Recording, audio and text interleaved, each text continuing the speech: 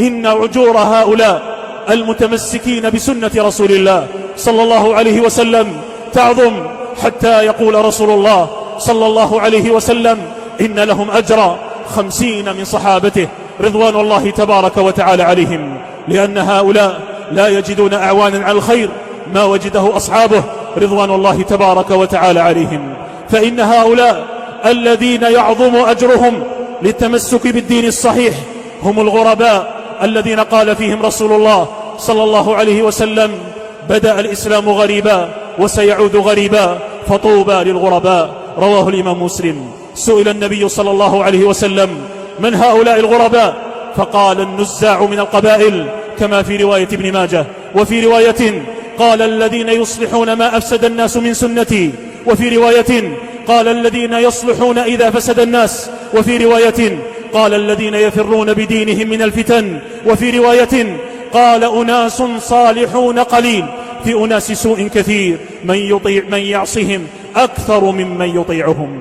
فطوبى لهؤلاء، طوبى للغرباء، طوبى للمتمسكين بالإسلام الحق في مجتمع تكون فيه شعائر السنة غريبة، في مجتمع يا عباد الله يكون السني عندهم متخلفا لئيما، بينما الخرافي البدعي يكون متحضرا كريما، في مجتمع يكون المنكر معروفا والمعروف منكرا، في مجتمع يكون الخير مهجورا والسني المتمسك بدينه مدحورا.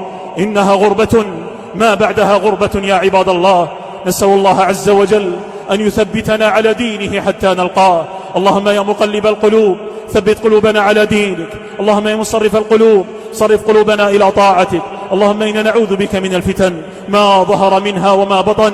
ربنا لا تزغ قلوبنا بعد إذ هديتنا وهب لنا من لدنك رحمة إنك أنت الوهاب.